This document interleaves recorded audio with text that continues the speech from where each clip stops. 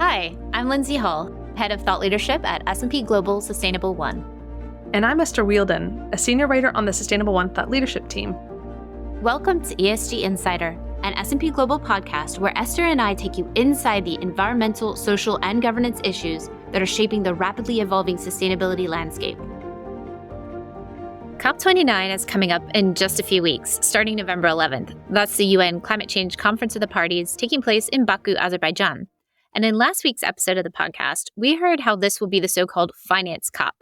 We heard how scaling climate and clean energy financing will be a major focus, and that the public and private sector will both play a role in addressing the massive climate financing gap for developing countries, including through blended finance.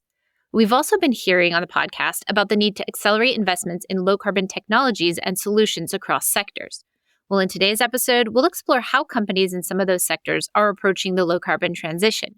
We'll hear about the different technologies those companies are investing in, what challenges they face, and the role that partnerships and government policies can play. We talk with Vaishali Sinha, co-founder and chairperson of Sustainability at Renew. That's a decarbonization solutions company that develops and owns renewables and other low-carbon technologies in India. We'll also hear about the low-carbon strategies of a company that focuses on sustainable HVAC and refrigeration systems. For that, we'll talk with Holly Paeper, Trane Technologies president of Commercial HVAC Americas business. And we'll talk with Garrett Quinn, Chief Sustainability Officer at Smurfit Westrock. That's a sustainable paper and packaging company that operates in 40 countries. Garrett describes some of the ways the company is looking to lower its emissions. I sat down with all three of today's guests on the sidelines of the Nest Climate Campus, where ESG Insider was an official podcast during Climate Week NYC. First up, let's hear from Vaishali, who starts off by describing Renew's approach to the low-carbon transition. Hi, I'm Vaishali Sinha. I'm the co-founder of Renew, which is India's largest renewable energy company. I am a co-founder. I also chair the sustainability function at Renew, and we just kind of pushing the pedal to keep doing more and more because the opportunity in India is pretty large with a 500 gigawatt ambition, which our government has. So there's much to be done there, and I'm sort of co-sharing the burden to drive the company there. So how much renewables do you currently have installed? And for those who don't understand like megawatt, gigawatt sizes, can you give us an idea of what that means? Yeah, sure. So we have 10 gigawatts. We've put it up in 10 years. And what does 10 gigawatt mean? You know, it's large enough to perhaps power a country like Nepal or Bangladesh. So it could power a country, the amount of clean energy we have as far as our capacity is concerned. So talk to me about how this fits into the bigger picture of needing to help the global south with the energy transition. Sure. So let me start with, how we're doing in India. So I think the private sector can be ambitious. That's what we've seen around the world most often. But I think in India, we've been lucky to have a very ambitious government who set very high targets for the country. And what that's done is, and come up with enabling policies. So what that has done is, that has encouraged companies like ours to get engaged and deliver on the ground.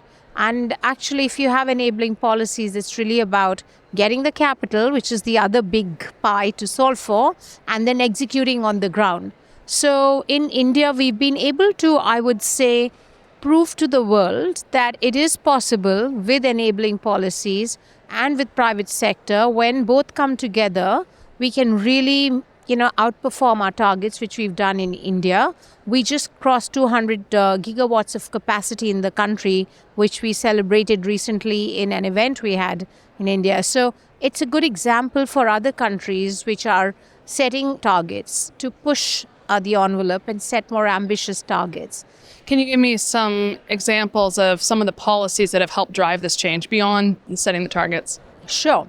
If you look at it, we've had the National Solar Mission, and that has driven our growth in the solar sector. We've had the National Hydrogen Mission, which is really, it's encouraged us to partner and position ourselves for the green hydrogen journey. I know it's a long journey because a lot of kind of issues have to be sorted, the cost of electrolyzers and various other things. But I think it's a unique opportunity for countries to come together, and not for countries to be insular and inward looking, but work together. So for example, what we can do for green hydrogen in India is quite useful for Europe. And because green hydrogen is fungible. So the idea is for us to be able to work together with countries. There's a supply somewhere, like from India. There's a demand coming from, let's say, Germany. Now, how do we work together to ensure that we're looking beyond our countries? We have good trade sort of pacts and understanding so that we can all achieve our goals of the need and also the ability to produce. So I think a global mindset is what is required in some of these very new and emerging technologies. And we must work together to be able to solve for it. And once we're able to scale, of course, cost comes down. And when cost comes down, you're able to scale even more and more people get engaged.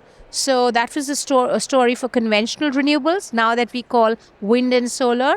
And I'm sure we'll have to double down for some of the new emerging technologies to be able to scale and to partner. But then we have other emerging technologies. We have battery storage. And I think we are not living in a world where we were just generating renewables through solar or wind. It's about how we can marry all these solutions and solve for problems like intermittency. And so we have something called round the clock, which was, innovated during COVID, where you need to solve for intermittency because the sun doesn't shine all the time and the wind doesn't blow all the time. And so how do we ensure that if we have to replace conventional with the renewables, how is it that we can make them reliable? And so there's a lot of work which is being done there. And Renew was the first company which came up with the round-the-clock, sort of won the tender and was the first company to set up projects with that. Vaishali went on to describe some additional ways that will help drive the advancement and deployment of low-carbon technologies. By the way, you'll hear her mention how these strategies align with those of the World Economic Forum's Alliance for Clean Air, which she co-chairs. Okay, here's Vaishali. In India, the national commitment has been pretty strong, as we've seen. We really need to now match the subnational commitment. That's going to be a key driver. The corporate commitments and engagements to decarbonize is going to be a big driver. The greening of cement and the greening of steel, and the first movers by corporates to take the risk to kind of proof test some of these technologies. These are the drivers. We have to really walk the talk at a micro level, and companies have to push the envelope, take the risk, and show that it can be done, and then others join. And it's like what we're doing in Alliance for Clean Air. That's what we're trying to do. We're getting companies together to think about, to showcase technologies which are working to decrease emissions in companies for others to adopt. So it's a little bit like that, in the renewable space as well, that you really do need low emission sort of technologies to be tried, tested, and companies must step up a little bit and take the risk. As we mentioned at the top of this episode, COP29 will include a big focus on climate finance. At Climate Week NYC, we heard about the need to de-risk investments in emerging economies. This topic also came up in my interview with Vaishali, who gave some examples of what her company has done. Here she is. How did we de-risk capital? We did it in two ways. One was by ensuring that we have the largest grid, which is great. Then we set up the first of its kind bidding agency called SECI. Now, what does SECI do? SECI is a company which makes it transparent for various participants to bid. And once there is transparency, it just makes projects more bankable. Projects are more bankable. You have more players who get involved and get into this area. And so by de-risking, capital, you kind of scale the sector, get more people engaged, and so on and so forth. So I think we also have the largest grid, which solves for a lot of problems from a logistical point of view as well. Yeah, de-risking, of course, is important. Did the ability to kind of see the interest even of those who didn't win the bids, right? Like, was that part of what helped de-risk it? Yeah, no, I think it was just the transparency of the process, the transparency of the planning of the whole areas and, subsectors which required the auctioning. So just a very transparent plan, the engagement with the private sector. So, it just made the whole process way more organized and more reliable and more understandable.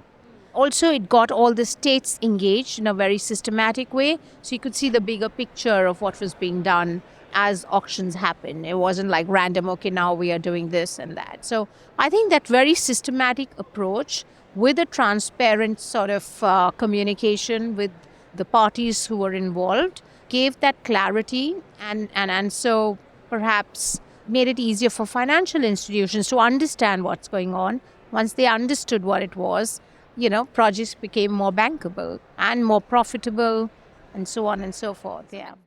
Vaishali talked about the need to, quote, double down on investments in emerging technologies to accelerate the transition. And I think this leads nicely to our next guest, Holly of Trane Technologies. Holly talked about how Trane Technologies is working to accelerate innovative technologies.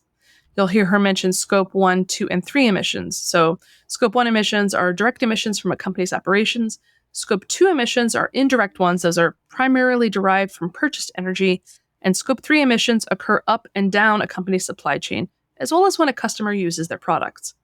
By the way, when we talk about HVAC, that refers to heating, ventilation, and air conditioning. Okay, here's Holly. Trane Technologies is a climate innovator, and that's how we describe ourselves. And it's really a company that's 100% focused on sustainability. It's who we are. It's not part of the strategy. It is the strategy. And we innovate for climate solutions for homes, for transport, for businesses, for industries, and in terms of making things hot and cold. So primarily like HVAC and cooling and heating systems? Yeah, HVAC, cooling and heating systems, also industrial process heating and cooling, mission critical heating and cooling, transport refrigeration, and businesses like that. So for Trane Technologies, what is your approach then to climate change and sustainability? Generally speaking, our approach is everything that we do, meaning sustainability is our strategy. It's, 100% of our employees are focused on sustainability. And so we tend, because the challenges are grand in terms of the climate crisis and the markets that we focus on and play in, that we tend to have an approach of transformative innovation in everything we do. We play a role leading the industry, not only in things like climate commitments. We're on our second round now, after over a decade ago, we achieved our first round. We tend to be the first in our industry to do a lot of things. So, for instance, we rolled out a gigaton challenge a couple of years ago, which is our commitment to reduce our customers' carbon footprint by a gigaton, which is 1 billion metric tons, which is equivalent to the annual emissions of France, Italy, and the UK combined. And so the scope of that is pretty significant, and we're hoping that, and we believe that one company can change an industry and the industry can change the world. And so by making a bold commitment like that we can get others to rise with us. Our net zero commitments we were the first company in the industry and one of the first in the world to have Science-Based Targets Initiative validate our net zero goals. And just this week, we also did an industry first precedent-setting announcement in terms of reducing embodied carbon. Embodied carbon is essentially all of the greenhouse gas associated in a product life cycle, from raw materials to making the product, to transporting the product, to recycling it. And so we made a commitment to reduce that by 40% by 2030, which is a really hard thing to do because there's some fundamental industries that we rely on in terms of our products and our customers rely on in terms of steel, in terms of copper, in terms of aluminum, in terms of refrigerants, and working with our whole supply chain to reduce the greenhouse gas emissions of all of the materials coming into our products. Why is that important? Most of our products last for a couple of decades. So if we don't solve for that now, it means 20 years from now or more, we're going to be still talking about the same issues. So give me a sense then of what has changed either within your company or external factors to make you feel confident enough to do that commitment you just mentioned? Yeah, it's a really good question. I think the spirit of a company like ours, which is an innovation company, we're an engineering company, we tend to think 10x and put big, bold commitments out there, maybe before we know exactly how we're going to go do it. And we kind of have a history of doing that across everything that we do. And so all of that said, we've been making more and more progress around our Scope 1 and 2 emissions. So, the work we're doing on our businesses, our facilities, the work that we're doing in terms of how we source energy for our businesses, our facilities, as well as how we help our customers' footprint. So we've now got enough progress where we said, okay, the next frontier must be really getting after and starting on the Scope 3 piece of this and helping move the industry forward, because we know there's so much opportunity in the built environment, and some of these foundational things we're talking about have such a huge impact. So some of it is momentum. Some of it is the grand challenge of the next frontier. And I think some of it is, right, the industry feels and seems ready to tackle some of these bigger things where maybe we weren't a couple of years ago. We just heard Holly describe how Trane Technologies sees tackling Scope 3 indirect emissions as the next frontier for the HVAC and built environment industry. I asked her where the industry is currently at in tackling emissions and other climate issues. It's a great question. I think right now, buildings account for 40% of the energy used in the U.S., and 15% of global greenhouse gas is directly related to heating and cooling buildings, right? So the challenge is huge, right? And the built environment, and including the kind of building we're in now, right, are part of the climate challenge. The good news is there's technology that exists today to change that, and we're really starting to see more and more customer demand for those solutions. So I'll give you some examples. So decarbonization is for sure the number one opportunity that still remains, and we've got some momentum there. Some of the innovation that we talk about a lot, without getting into a lot of technical details, is around electrification of heat and using heat pumps. Some of that innovation is around thermal management systems and something we call a thermal battery. And so finding a different way to store energy on behalf of our customers. And then there's the kind of smart connected buildings piece. So if you think about a building as largely a dumb box, right, like a bunch of walls, how do you turn that into something that's smart and connected and a resource for the community in terms of not only the low or no carbon footprint, but also how the building uses energy and gives energy back. And so we have there's innovation and technology today, and we're working with customers on solutions like that. I think the other piece, so the building resilience is another area that we see a lot of challenge and some innovation around, whether it's preparing for extreme weather events, which we see we have more of, or unpredictable grid. And working with our customers around those types of things as well. So like microgrids or things like that, or? Yeah, potentially. One of the technologies that I mentioned a moment ago is this idea of thermal management or thermal batteries. And so I'll give you a really simple example. We have ice tanks, essentially thermal batteries, where our customers purchase electricity when it's more available in the evening or cheaper. And usually cheaper. They make ice in these tanks. They store ice in the tanks overnight, and then that ice is melted during the day to cool the building instead of using expensive HVAC equipment, expensive in terms of utility costs or utility usage during peak demands. So something like that provides more stability, and it helps with grid resiliency in that you're using kind of energy when other people don't want or need it.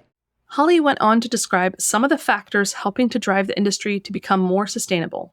There seems to be acknowledgement that the time is now, and that we've got solutions now that can make a material difference with what we have now, right? And it's about awareness, the idea that there are innovations and technologies that can solve very big problems today, right? It's about general awareness. How do we create that awareness? How do we use policy and incentives as tailwind to increase the uptick of that? So I think that was the second piece. I think the third piece has been really exciting, is around just sort of all the different stakeholders coming together and increased awareness that we need to do more of that. And it's been really neat. It feels different that we even have a lot more climate influencers and different thoughts kind of coming to that stakeholder table that's allowing us as an industry to think differently about how do we create that awareness and how do we can link arms and move forward so we can really make a big difference in the built environment. So we've heard how a clean energy company and an HVAC company are approaching this topic. Let's turn now to our last guest, Garrett Quinn of Smurfit Westrock. Garrett starts off by describing what the company does. Smurfit Westrock is a new company that started back in July of this year, floating on the New York Stock Exchange, and it was the combination of two companies, Westrock and Smurfit Kappa. We have revenues over 30 billion, operating in over 40 countries, over 100,000 employees, so reasonably sized business. But essentially what do we do? We're paper-based packaging, so we're the largest player in the world in paper-based packaging. So corrugated boxes when you receive stuff online, when you go to the supermarket, carton and consumer board packaging as well. So when you look at some of the finer packaging materials, that's what we do. So what are the sustainability challenges in that arena? I think when you look at our products, we're in a opportunity-rich area in terms of people are looking to move away from less sustainable packaging. So when you look at what are the challenges, we need to make sure that we use the phrase that we make it a slam dunk decision. You don't make it hard on the stakeholder to make that call. So for us, we need to make sure that we decarbonize faster, because it is carbon intensive to make paper. You need a lot of heat to get the moisture out of the paper when you're making it. So we need to make sure that we're doing that, we're doing it well, we're doing it in line with best-in-class credentials. And then when you look at Smurfit Kappa and WestRock, both of those companies were approved as science-based targets in line with the Paris Agreement. So you can see that it's a combination of two leading companies that are part of the solution, not the problem, with the product and the process. Question around the paper sourcing. Whenever I think of paper, I also think of trees, right? Yeah. What's coming from. How do you deal with the sourcing side and the sustainability side of sourcing your materials? Yeah, but ultimately it comes down to having chain of custody certification, making sure that you've got sustainably sourced forestry products. So for us, and for both legacy companies, that's paramount. We've had years of public disclosure. So if it's kind of like you want to call our bluff, you go and you read about how we do it, the certification schemes that we use across the world. So they're critical for all our stakeholders. So it's not just about doing it to keep stakeholder A happy. Customers want it, investors want it, our board of directors want it, because they want to be able to say that we've got a great product, so let's make sure that there are no weaknesses in our story. So sustainably sourced fiber, the virgin fiber is very important. But also, don't forget that we are, and I think it's a positive and a fortunate place for us that we're inherently circular. We need old boxes to make new ones. So when you can see how the whole sustainable packaging space, other materials are trying to recycle their old product, but it's not naturally a thing that you want. It's hard to recycle. Where in our industry, we've been doing it for 100 years. It's just the way we are. And so I think that's a positive part that supplements the renewable source of fiber. Okay, so that's interesting. You're saying paper products are inherently more easy to recycle and they've been doing it longer. Does that mean sort of the efficiencies in the process have also sort of been maximized, or is there an opportunity there as well? Oh no, well, it's back to when you said opportunity challenge. The challenge is the decarbonization part. Right. So it's still energy intensive. And that's why we need to be looking at collaboration, partnerships to how do we decarbonize faster. So we can see in the case of Legacy WestRock, there was a lot of VPPAs done, so the kind of the power purchase agreement, virtual power purchase agreements. So looking at renewable energy, so that was what WestRock were doing. We were doing bits of that, but we were also doing a lot of collaboration with EU funding in Europe. So we were the first paper mill in the world to trial hydrogen, and by retrofitting old gas-fired boilers. What that's saying is rather than someone trying to sell you a shiny new toy that costs hundreds of millions, it was a collaborative project including the likes of Siemens, who are here today, Centrax, who are the boiler maker, where you're retrofitting existing infrastructure. And that's really exciting, because then the whole idea of, dear senior executives or dear board, we have a big outlay here. When you start talking about retrofitting, the outlay is not the same. So the whole idea of, can we get our hands on green hydrogen? And that's the next step, because we've now proven that you can do it. So now it's going to be, when will green hydrogen be available? What part of our asset base will have access to it? But we've already proven that you can do it. And so to clarify for our listeners, green hydrogen is what? Well, it's green hydrogen is when it's coming from green zero carbon sources. Right, so renewable. Hydrogen, the power of creating it, the energy needed to create it is from renewables. From renewable sources. In our case, it was actually proving that you could convert a gas-fired boiler to burn hydrogen. So this is more about proof, because again, we have stakeholders saying, excellent, is this copy-paste? And we're saying no, because green hydrogen is not available commercially at the scale that we need it at this point. But at least we're talking and experimenting in technology that should be available in the next 5 years, but we've already proven it can work. It's interesting, just as an aside, I went to an aviation conference last year, and they were talking about testing to be able to have 100% sustainable aviation fuel versus a small percentage. And the fuels that go in the petroleum products are actually used for lubricants in the plane and all kinds of things that maybe the SAF fuel can't do, right? So it's interesting. It's a similar test, right? Is like, can the equipment that's made to operate using this type of fuel, Is it without flexible? much extra work? Absolutely. But then critically, when you look at the company's net zero transition plans, like, we're not talking about it's one solution. It could be biomass, it could be hydrogen, it could be electrification, geothermal energy. So all of these sources are things that we're exploring, and they'll all have different application depending on the payback. So what are the economics of the projects? It'll also have some consideration for local regulations. So we found that we have 2 paper mills in the Netherlands, a fairly small country, but yet one of them is only, you're allowed to do geothermal from a planning perspective. So it's not always going to be, we've found our solution, copy, paste, deliver net zero. I think it's making sure that you understand that you've got a variety of solutions and being ready for when they're available and critically that they're commercially available. Great. Was there anything we didn't get to talk about that you wanted to mention?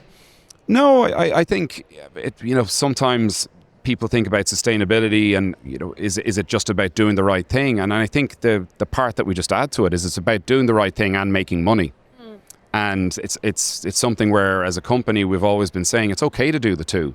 It's not one or the other. And actually, if you do one over the other, you're probably going to catch a cold in some way, shape or form. So for us, I think it's the business case. It's doing it because it's the right thing to do and that you can make money because we have stakeholders who want us to do it. Great. Well, thank you so much for talking with us. Thank you, Esther. Today, we heard about the importance of collaboration among companies and the role that government policies can play in accelerating the development and deployment of low-carbon technologies. Vaishali mentioned the need for a global approach to deploy these technologies and make them more affordable. And we heard about the need to invest in multiple technologies because they will all be needed. And Garrett also noted that solutions need to be tailored to align with the needs and regulations of different locations. Please stay tuned as we continue to explore more key themes for COP29. Next week, we'll be back to hear how the fixed income market is evolving to fill big gaps in sustainable finance. Thanks so much for listening to this episode of ESG Insider. If you like what you heard today, please subscribe, share, and leave us a review wherever you get your podcasts. And a special thanks to our agency partner, the 199. See you next time.